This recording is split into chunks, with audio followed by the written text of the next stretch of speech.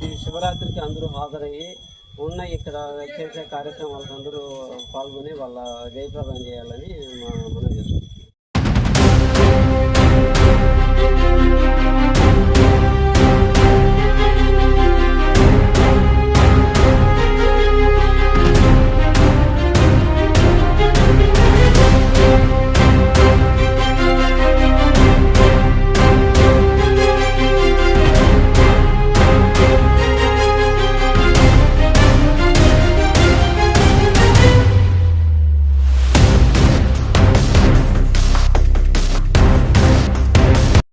నమస్తే. మేమైతే ఈరోజు బాక్రాపేట మా గుడి దగ్గరికి అయితే వచ్చేసాము. మెట్టపల్లి వాళ్ళకి సంబంధించింది మా కులదేవుడి దగ్గరికి అయితే మేము వచ్చేసాము.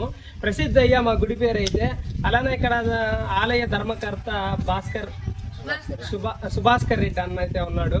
ఇక్కడ మేమైతే మాది ఇక్కడ నుంచి దగ్గర 60-70 కిలోమీటర్లు ఇక్కడ మొత్తం గుడి మొత్తం మెయింటైన్ చేసుకునేది అయితే మాకు సుభాస్కర్ రెడ్డి అన్నే. ఒకసారి ఈ గుడి ఎప్పటి నుంచి ఎలా ఉందో ఒకసారి ఆయన మాటలు తెలుసుకుందాం. మాకైతే తెలుసు, మా తాతల కాలం నుంచి అయితే ఉందంట. ఇదైతే రీసెంట్ గా 4 సంవత్సరాల ముందే కట్టారు ఈ గుడిని అయితే. అలా అని చెప్పి చూడడానికి అయితే వచ్చాను నేను. అన్న నమస్తే అన్న. మన గుడి ఎప్పటి నుంచి ఉంది, ఎప్పుడు కట్టారు, ఎవరికి మాక్సిమం తెలియదు మా సైడ్ వాళ్ళకి. అందుకని చెప్పి ఒకసారి వచ్చి తీసుకుందాం అని చెప్పి వీడియో వచ్చానన్న. మన గుడి ఎన్ని కాలాల నుంచి ఉందా, ఎన్ని తరాల నుంచి? ఎన్ని తరాలు, 100 సంవత్సరాల నుంచి ఇక్కడ వెలిసిండే దేవుడిని ఇక్కడ నిలుపుకొని ఉన్నారు. ఇక్కడ మనకి సంబంధించిన దేవుడిని వాళ్ళు ఈ దేవుడిని ఇలవెలుపుగా కొలుచుకుంటారు. ఇలవెలుపుగా ఎన్నో సంవత్సరాల నుంచి, 100 సంవత్సరాల నుంచి. ఈ వాస్తవంగా అయితే ఆ దేవుడు నంది స్వరూపము, బంగారు నంది కలిగిన స్వరూపం మనకైతే ఉంది. అది కొన్ని 100 సంవత్సరాలు మంచి సత్యంతో బాగా ప్రభావవంతంగా ఉండే దేవుడు. అన్ని కోరికలు కూడా బాగా కోరికలు చేస్తూ ఉంటాయి. అందరూ కూడా ఇక్కడ బాగా దేవుడిని కొలుచుకుంటారు. మన మొత్తం ముక్కలు వాళ్ళు ఎక్కువైనా అందరూ వచ్చి ఇక్కడ వచ్చి వాళ్ళ కోరికలు కానీ వాళ్ళకు గొడవలు కావచ్చు ఏదైనా కూడా ఇక్కడ తీసుకొని పోతూ ఉంటారు. ఇవన్నిటిని కూడా ఇక్కడ జరుగుతూ ఉండేది. కాకపోతే పాత గుడి కొన్ని 100 సంవత్సరాలు కట్టిన దానికి శిథిలావస్థలో ఉంది. మళ్ళీ పునర్నిర్మాణం చేసుకున్నాము. దాన్ని ఒక 7-8 ఏళ్ళ నిర్మాణం పూర్తి చేసుకొని దాతల ద్వారా మన మున్సిపల్ వాళ్ళ సహకారంతో పూర్తి చేసుకోగలిగినాము. ఒక 4 ఏళ్ళ ముందు కుంభాభిషేకం పూర్తి చేయగలిగినాము. అప్పటి నుంచి మన కార్యక్రమాలన్నింటినీ కొనసాగిస్తాం. ఇప్పుడు మన గుడి కట్టి 4 సంవత్సరాలు అవుతుంది. 4 సంవత్సరాలు పూర్తి అయ్యి 4 సంవత్సరాలు. మన గుడి ఎప్పుడెప్పుడు ఓపెన్ లో ఉంటుంది అన్న? ఒకవేళ మన వాళ్ళు రావాలంటే ఎప్పుడు తెల్లవారి 7-8 నుంచి ఎప్పుడైనా ఏ టైం అయినా రావచ్చు. ఏ టైం అయినా ఓపెన్ గానే ఉంటుంది. పూజలు ఎప్పుడు జరుగుతాయి? వారంలో ప్రతి సోమవారం అభిషేకం ఉంటుంది. ప్రతి సోమవారం అభిషేకం ఉంటుంది. రోజు కూడా 5 వస్తారు. మన రోజు ప్రతిరోజు 5 అర్చన చేసి వెళ్తూ ఉంటాడు. దాతలు ఎవరైనా వస్తే వాళ్ళ ఏదైనా అర్చన చేయడం కానీ వాళ్ళకి ఏం కావాలి, ఏ విధంగా అవసరం అయితే వాళ్ళు చేయాలనుకుంటే దానికి స్వామి వచ్చి వాళ్ళ పూజలకి చూపిస్తారు. ఒకసారి గుడి మొత్తం చూపిస్తారా? ఇప్పుడు 4 సంవత్సరాలు అయింది మనం చేసి కుంభాభిషేకం చేసుకుని. ఓకే, చూడండి మన వాళ్ళు ఎక్కడున్నా మన గుడికి అయితే రండి.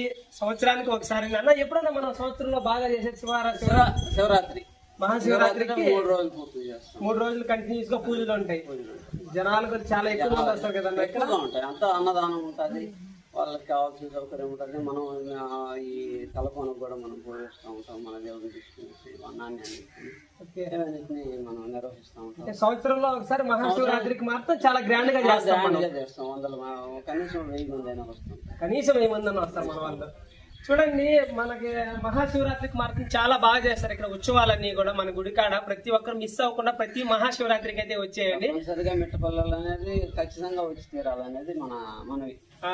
ఖచ్చితంగా ఏంటంటే మన గుడికి మన వాళ్ళు ప్రతి మహాశివరాత్రికి అయితే రావాలి. కూడా అందరూ మన వాళ్ళు అందిస్తూ ఉంటే దాన్ని ఇంకా కొంత డెవలప్ చేసుకొని మనకు కావాల్సిన సౌకర్యాలు, అందరికి కావాల్సిన సౌకర్యాలు కూడా మనం ఏర్పరచుకోవడానికి అవకాశం. అవును. అలానే చూడండి, గుడిని అయితే స్టార్టింగ్ ఎంట్రన్స్ చూడండి, గజస్తంభాన్ని అయితే నిర్మించారు. చూడండి ఎలా ఉందో, సూపర్ గా అయితే నిర్మించారని. ఇది కూడా స్టార్టింగ్ లోనే పెట్టేశారు గజస్తంభాన్ని. కుంభాభిషేకం రోజు అలానే స్టార్టింగ్ లో నందేశ్వరుడు కూడా ఉన్నాడు మనకి. చూడండి, నందేశ్వరుడిని అసలు చాలా రోజుల తర్వాత నిర్మించారు. మాకైతే ముందైతే పాత గుడి ఉంది, అయితే మాకైతే తెలియదు కూడా తెలియదు అది ఉందని కూడా. రీసెంట్ గానే మీరు ఎప్పుడైతే ఈ కుంభాభిషేకం చేశారో అప్పుడే మాకు తెలిసింది. బాగా అందరూ ప్రాచుర్యంలోకి వచ్చింది, అందరూ కూడా మన వాళ్ళు ఇక్కడ రావడానికి వస్తున్నారు. అంతకుముందు ఇలా మాకు ఇలా గుడి ఉందని కూడా తెలియదు. మీరు ఎప్పుడైతే కుంభాభిషేకం చేశారో మనం తర్వాత అందరికీ దీని గురించి తెలుసు వస్తా ఉన్నారు. ఓకే రండి, అలానే మనం లోపలికి వెళ్ళి దేవుని కూడా చూసేద్దాము. మాక్సిమం గుడిని కూడా చాలా బాగా కట్టారు.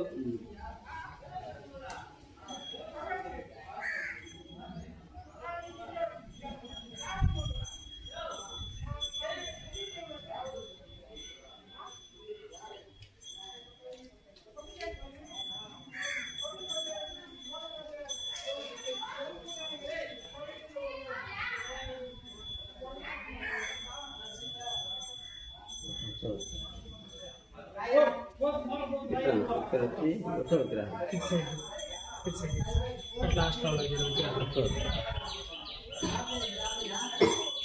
కొంచెం జూమ్ చేసుకో.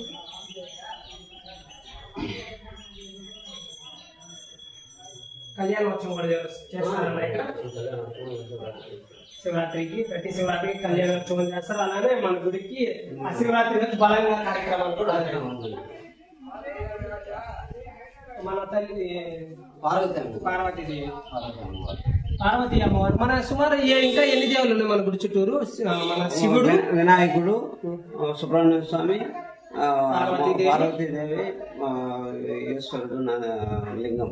ఓకే, లింగము అంటే నవగ్రహాలు కూడా ఉన్నాయి కూడా. ఓకే, నవగ్రహాలు చుట్టితే చాలా మంచిది. మనకు వస్తున్నారా? దగ్గరలో ఇంకా డెవలప్ చేయాలి మనం.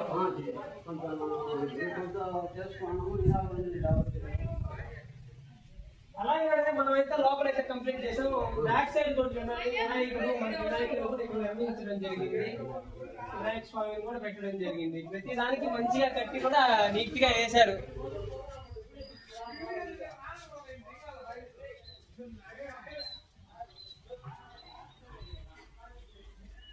అలానే పైకి గుడి గోపురం కూడా చూడండి, చాలా అందంగా నిర్మించడం జరిగింది. ప్రతి దేవుళ్ళు పెట్టారు, నందీశ్వరులు చుట్టూరు పెట్టారు.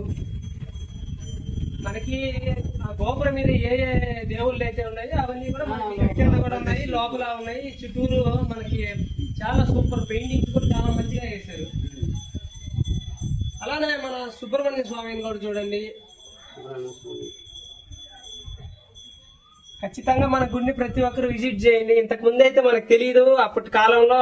ఇప్పుడైతే ప్రజెంట్ ట్రెండ్స్ కి వచ్చాం మనం కూడా. మన గుడి ఎక్కడుంది ఏమి అని ప్రతి ఒక్కరు వచ్చి సంవత్సరంలో ఒకసారి మహాశివరాత్రికి అయితే విజిట్ చేయండి. వచ్చిన వాళ్ళకి అందరికి అన్ని సౌకర్యాలు కల్పిస్తాం. అది కాకుండా వచ్చిన వాళ్ళకంతా అన్ని సౌకర్యాలు కూడా కల్పిస్తున్నారు. అన్నదానాలు చేస్తున్నారు. చాలా వరకు మాక్సిమం ఎటువంటి ఇబ్బంది లేకుండా అయితే చేస్తున్నాడు అన్న అయితే. అన్న సుమారు మన ఇంట్లో ఎన్ని ఉన్నాయి కదా? తుమ్మచనపల్లిలో 60 ఇండ్లు ఉన్నాయి. అంటే మన మెట్టుపల్లిలో 60 ఇండ్లు ఉన్నాయి. అలానే నవగ్రహాలను కూడా చూడండి ఒకసారి.